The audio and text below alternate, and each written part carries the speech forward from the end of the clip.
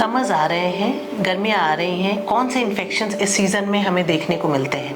मैं डॉक्टर अंकिता वैद्य आपसे इस टॉपिक पे बात करने जा रही हूँ जिससे हम स्वस्थ रह सके और सतर्क रह। ज़्यादातर इस सीज़न में जो हम देखते हैं उसमें हमें देखने को मिलता है डेंगू का इन्फेक्शन, टाइफॉइड का इन्फेक्शन, मलेरिया, ये कॉमन बीमारियाँ होती हैं। दस्त भी बहुत कॉमनली आते हैं जिसे हम डायरिया, डिसेंट्री के नाम से जानते हैं। लोगों का पेट खराब होना, पेट का इन्फेक्शन होना, क्योंकि गर्मियों में पेट का इन्फेक्शन के चांसेस बढ़ जाते हैं। कुछ बाहर का खाने पीने से पेट का इन्फेक्शन होना, वायरल डायरिया भी देखने को मिलता है गर्मियों में।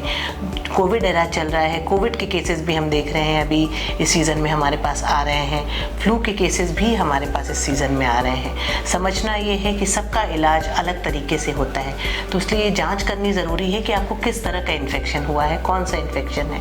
बात अगर हम करते हैं डेंगू की तो हमें कोई एंटीबायोटिक नहीं देनी, हाँ, बट ये ज़रूर चेक करना है कि कोई ब्लीडिंग टेंडेंसी तो नहीं है, कहीं कोई रैश तो नहीं है, कोई ऐसा डेंजर साइन तो नहीं है जैसे वॉमिटिंग होना या चक्कर आना या आपके प्लेटलेट्स गिर रहे हैं, कहीं से ब्लीडिंग हो रही है, कोई ऐसे साइंस तो नहीं है। बट कोई एंटीबायोटिक्स का कोई रोल नहीं होता, कोई भी पेन किलर्स नहीं लेना चाहिए डेंगू के इन्फेक्शन में। दूसरी तरफ अगर हम टाइफॉइड की बात करते हैं तो हायर डोजेस में एंटीबायोटिक्स चलती हैं। मलेरिया में एंटी मलेरियल्स देते हैं हम, और जो दूसरे वायरल बुखार होते हैं इसमें एंटीबायोटिक्स का एज सच कोई रोल नहीं होता, बट उस समय जो आपको कुछ सेकेंडरी इन्फेक्शन अगर दिखता है तो अकॉर्डिंगली कोई एंटीबायोटिक प्रिस्क्राइब की जाती है। वायरस के लिए नहीं, हाँ, बट वायरस के कारण इम्यूनिटी लो होने के कारण अगर आपको सेकेंडरी इन्फेक्शन होता है तो जैसा मैंने बताया लाइन ऑफ ट्रीटमेंट सबका अलग अलग होता है।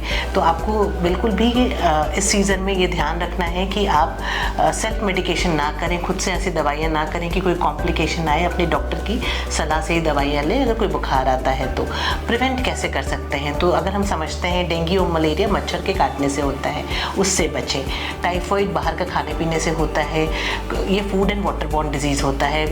गैस्ट्रोएंटराइटिस यानी कि डायरिया, डिसेंट्री भी food and water borne disease होता है।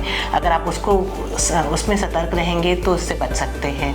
कोविड और फ्लू वगैरह जो है हमारे खांसने छींकने से फैलता है। मास्क अप रहिए और इससे भी बच सकते हैं।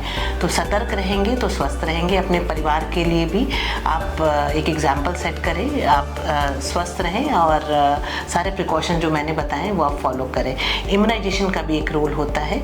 जो टाइफॉइड की वैक्सीन होती है वो 3 साल में एक बार लगती है, वो एटलीस्ट आपको टाइफॉइड से प्रोटेक्ट कर सकती है। तो स्वस्थ रहें और सतर्क रहें। Thank you.